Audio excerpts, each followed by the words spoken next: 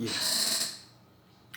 우리가 그 제3자에게 이름도 없고 모양도 없는 것을 어떻게 전달할 것이냐. 예를 들어 갖고 귀신 하면은 우리가 모양은 없지만 이름은 있다 아닙니까? 그래도 또 억지로 모양도 만들 수도 있어요. 뭐 사람처럼 생겼다는 둥. 그래 갖고 전달을 되고 바람은 어떻게 전달하겠습니까? 이름은 있다 이거 바람이라. 그러나 행체가 없다. 모양이 없다 아닙니까? 물도 이름 있고 물이라는 거, 강물, 시냇물, 저수지, 찻잔, 뭐 나름대로 모양은 만들어낼 수 있다. 그렇죠. 전달이 가능해요. 그러나 모양도 없고 이름도 없는 거. 이름도 없고 모양도 없으면 어떻게 이거를 전달할 건가? 이름도 없고 모양도 없는 이것을 말로서 어떻게 전달할 것이냐? 여기 아프리카 그 토종들 어느 날 우연히 뭔가 하늘로 헬리콥터가 슉 지나갔어요. 그걸 가장 처음 본 그 부족 중에 한 명이 와, 큰 새가 날아갔다. 이렇게 한번 표현할 겁니까? 큰 새가 날아갔다. 왜? 뭔가 이름과 모양을 붙여야지 제3자에게 전달을 가능하잖아요. 그래서 자기는 하늘을 나니까 새라는 일종의 모양, 이름을 붙이고 그 새의 모양을 만들어냈다.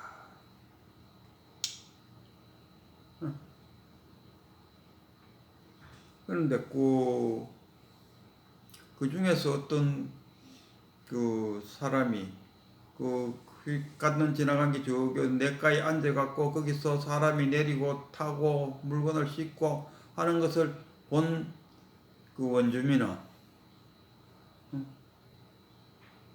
세락하기에는 좀 아닌 것 같은데 그렇게 표현할 거 아닙니까? 아닌 것 같은데 그 사람은 자기가 한번 휙 가는 걸 봤기 때문에 오직 새라고 새 맞다고 우길지도 몰라요. 그러나 저기 강변에 그 새가 내려갔고 그 안에 사람이 들랑거리는 것을 본 그 사람은 새는 아닌 것 같은데 딱 일어나온다 아닙니까? 그럼 이 사람은 벌써 그 모양과 이름이 어느 정도 머릿속에 들어와 있다 이런 이야기. 오늘 그 소개하고자 하는 백암록 23칙 묘봉적 보복의 모봉적 그걸 오늘 소개할까 하는데 아이고 이것 도대체 무슨 말인가 싶어갖고 아이고 꽤 힘들었어요. 그 말뜻을 알아듣는데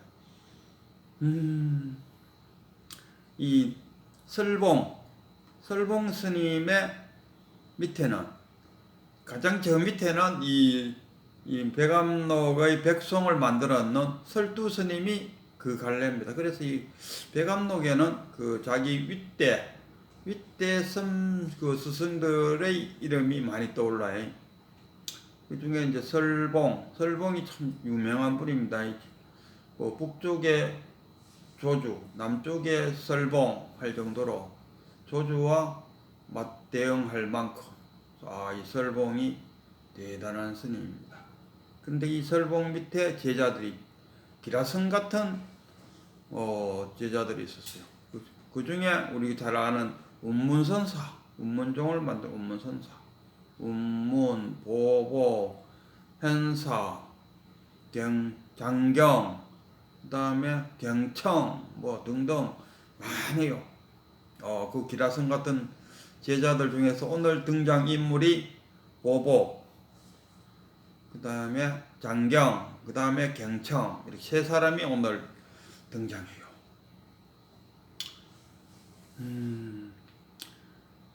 이 백암록 23척에 이런 말이 나와요. 옥을 구분하려면 불에 태워보면 되고 금을 구분하려면 돌하고 비교해 보면 되고, 또 물이 얼마나 깊은지를 알려면은 짝대기로 짝대기 가는 우리 뭘까 지팡이로 짚어보면 알고, 또 칼이 얼마나 잘 드는지는 머리카락을 칼 위에다 던져보면은 알고,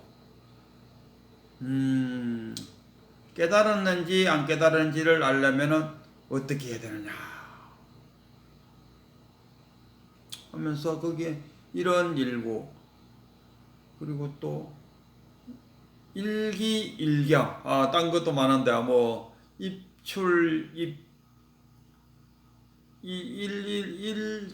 입출 뭐 그런 말도 있고, 이 중에서 가장 그 선지식인지 아닌지를 알아보려면은 일단은 내가 선지식인지 아니 그 상대방이 선지식인지 아닌지 내가 알아보려면은 일단 내가 깨치 있어야 된다. 내도 못 깨치는데 앞 사람이 뭐 깨친지 안 깨친지 어떻게 판단하겠습니까?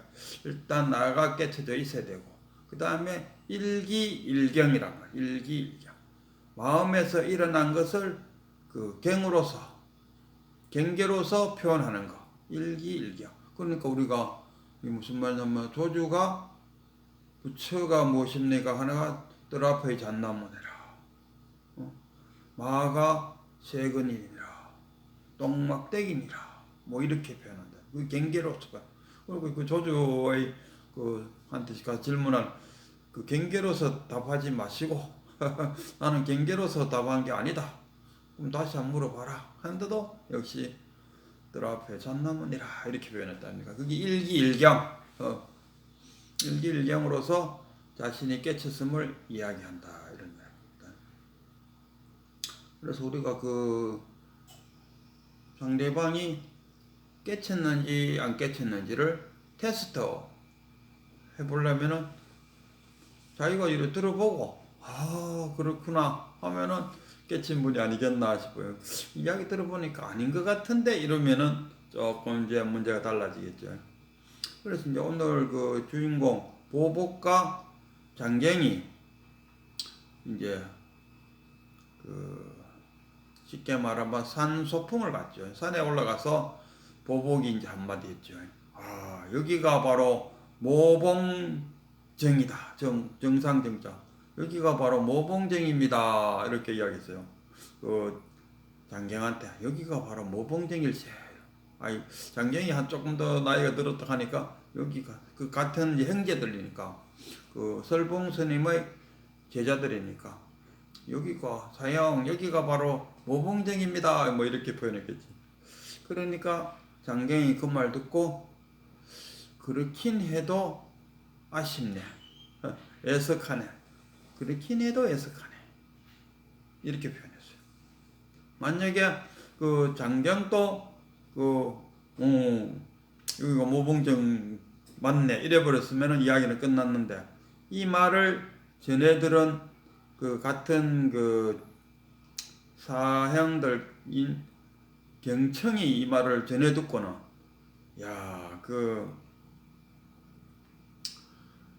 그 장경이 없었으면은 그 너른 들판에 해골들로 가득 채워질지도 모르겠네. 가득 채워졌을지도 모르겠네. 장경이 있어서 다행히 그걸 면했다. 뭐 이런 표현을 했어요. 그럼 도대체 뭔 말인가?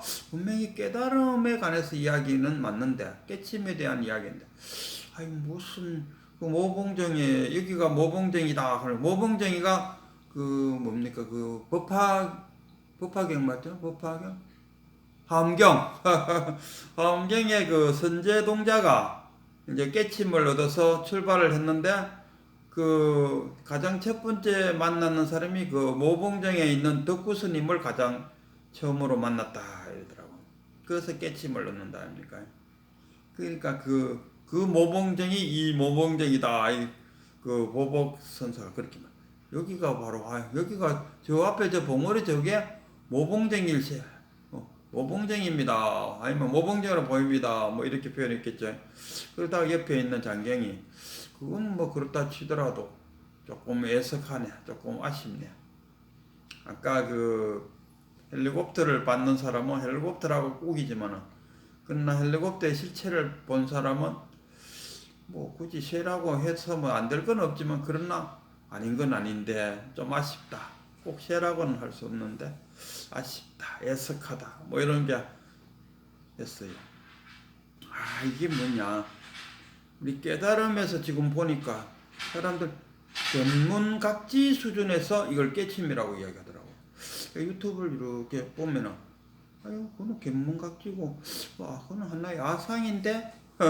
아상인데 하는 그 수준, 무봉정에서, 이 무봉정이라 하는 그 수준, 아, 이거는 이 정도 갖고 이걸 깨침이라고 이야기해버리면, 거기서 우리가 이제 그 견성을 한다든가, 아, 수행을 하는 것이, 아, 나는 이제 알았어, 거기서 멈춰버립니다. 보는 자, 내가 스님 앞에서 지금 보고 있습니다. 보는 자가 됩니다. 뭐 이래 돼버린다. 야, 보는 자가 그 견성인가? 한 생각도 내지 않을 때 어떤 허물이 있겠습니까? 한 생각도 내지 않았을 때 어떤 허물이 있겠습니까? 그런 질문을 던질 때는 한 생각을 갖고 있다 아닙니까? 그런 한 생각조차도 갖고 있지 않다면 그런 질문조차 나오지도 않는 거죠. 근데 무봉정이다 했을 때는 한 생각을 갖고 있다는 거예요. 그럼 한 생각만 갖고 있었으면은 그냥 스님, 예 하고 눈빛만 이래 줘도 예 그렇네요 뭐 이런 식으로 됐을 건데, 그거를 이름을 지어버렸다 합니까? 이름 지었다. 무봉정이라는 이름을 지었고요.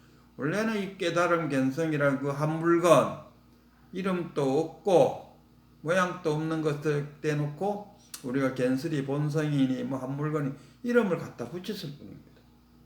이름을 갖다 붙였어요. 저기 있는 소나무 보고 우리가 소나무라고 이름을 갖다 붙였어요.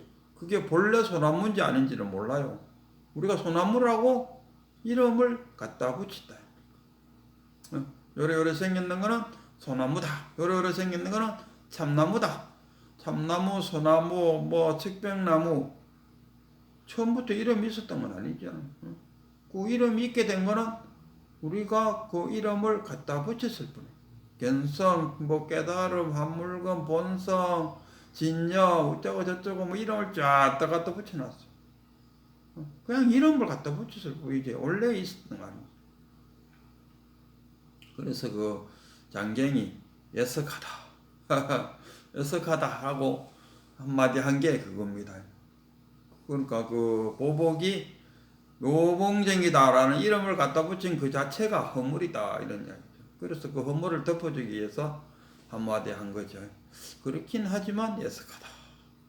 그러니까 그 말을 들은 경청은, 아이고 이 장경이 없었으면은 그 봉우리에서 해골 바가지들이 많이 굴러다녔을 것이다.